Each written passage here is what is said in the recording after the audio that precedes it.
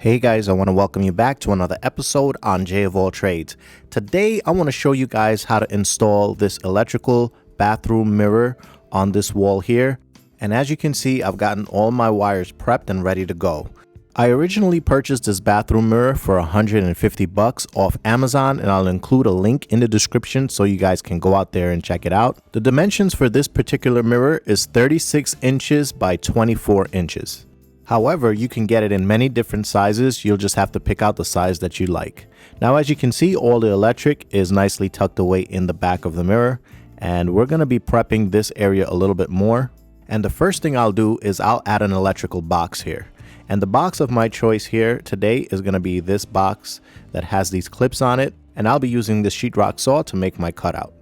So here I'm going to make a trace out of this box so I'll know exactly where to cut with my sheetrock saw.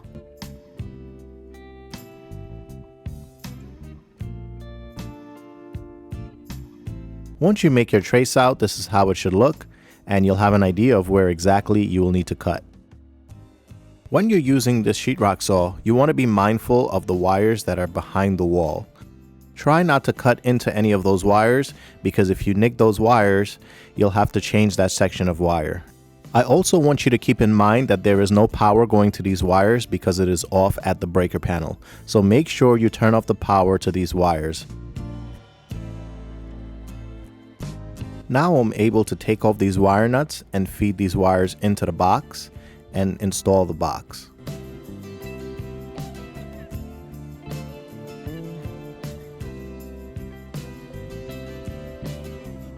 As I was taking off the wire nut, this metallic coil inside the wire nut actually came loose, and this actually helps to hold together the wires, and it creates a safe connection. So if this is loose, this becomes an unreliable connection here, and it could possibly even start sparking or arcing or even cause a fire. So make sure you throw out that bad wire nut and those pieces, because you do not want to attempt to reuse it to avoid causing a problem. Here I'm just prepping the wires by squeezing them together to make it easier to pass into the box. If it's a little difficult squeezing the wires in, you can actually press in these openings here, and this will allow more space to pass the wires through into the box.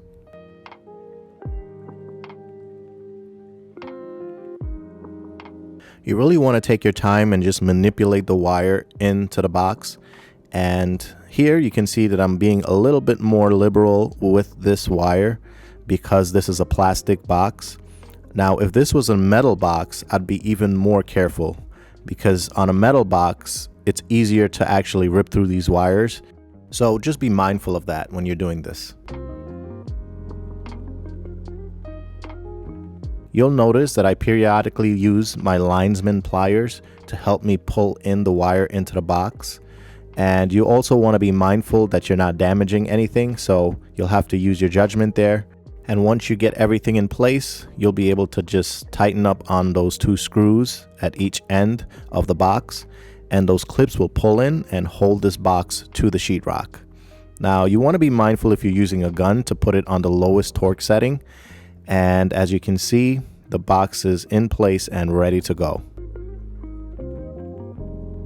It's time for us to take a look at the electric in the back of the mirror here, and we're just going to flip this over.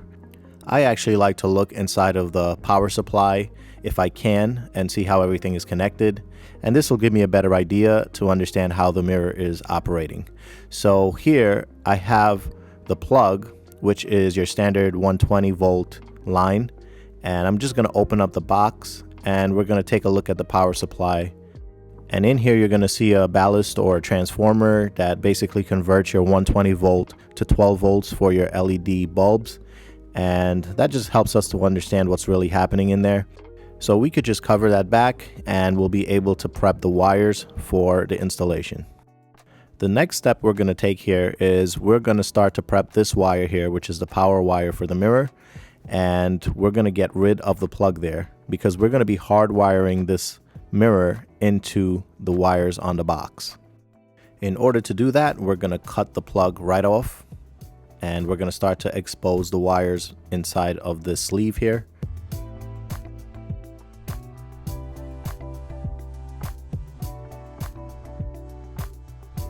And in here, you're going to notice your green, your black, and your white wire. So you got your ground, you've got your line, and you've got your neutral. Let's get some more of this wiring exposed so we have enough to work with when we're wiring it up to the box.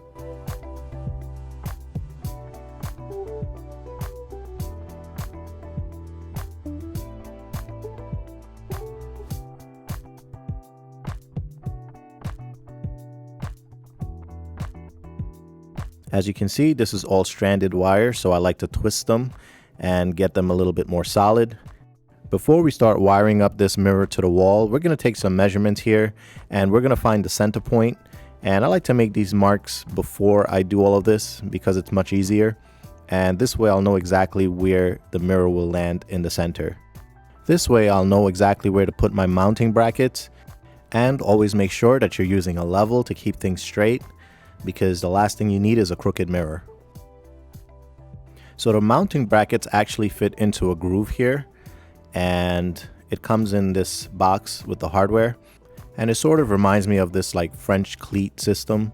And basically when this is mounted to the wall, when the mirror is on it, it'll be sitting into that groove that's in the back of the mirror. So we want to make sure that we position that correctly. And of course, the set also comes with anchors and screws. So this gives you a lot of options and choices in terms of mounting this. So here we're going to take some measurements here as well. And we're also going to find the position of where we want these brackets. And I'll make the necessary marks on the wall to make sure that my brackets are sitting exactly where they need to be.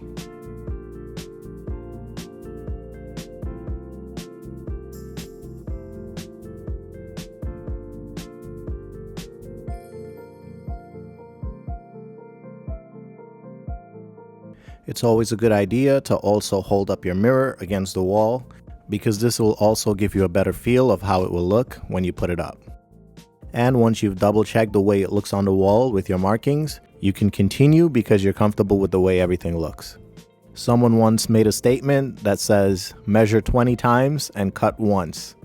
And that's been some good advice, because once you cut it, you can't put it back together. So now it's time to drill, and we're going to start anchoring these supports to the wall.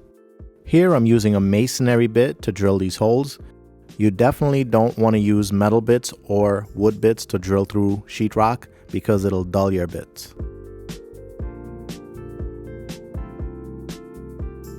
Now that I've gotten my holes done, I'll be using these special anchors that came with this kit, and you'll basically push this through the hole.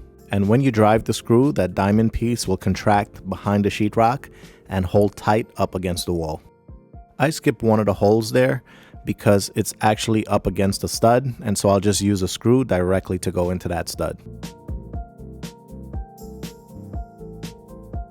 I'll start out by screwing this straight into the stud first, and then I'll secure the rest into the anchors.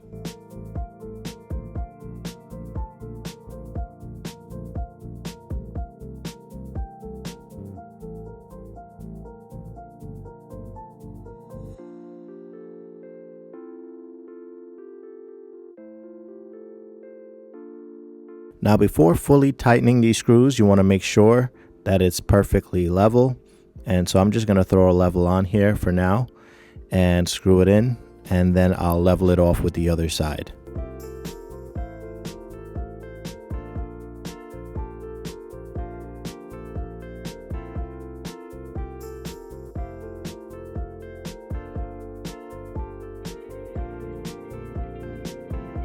Here I'm going to take a longer level and rest it on the left support, and then I'll use it to level off the one on the right.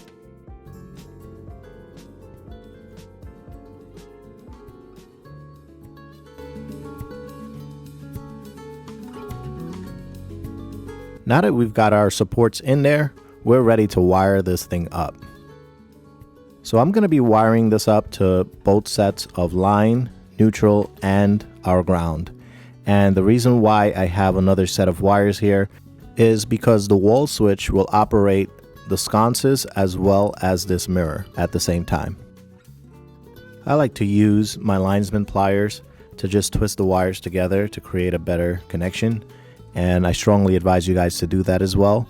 I know that just using the bare wire nut can work as well, but you can never be too safe when it comes to making electrical connections.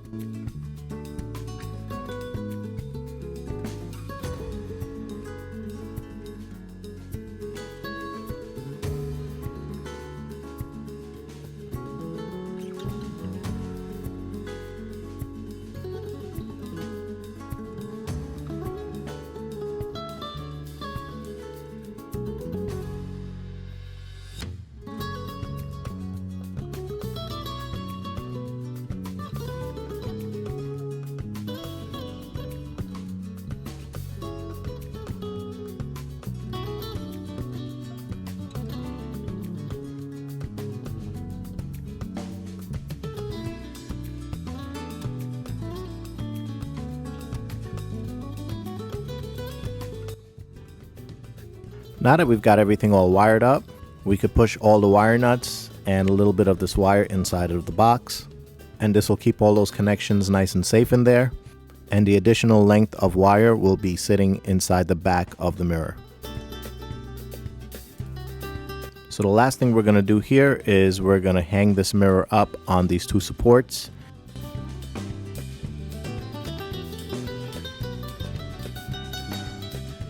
And it does take a little bit of playing around to get it inside of those grooves. But once it's in there, just double check and make sure that it is fully mounted. Once everything is fully installed, just flip the switch and you can admire your wonderful mirror. I hope that this video has been helpful to you and it's given you some ideas about installing a wall-mounted mirror that has lighting in it. Please remember to like and subscribe to my channel so you can continue to get more videos like this one. And I'll see you guys on the next one.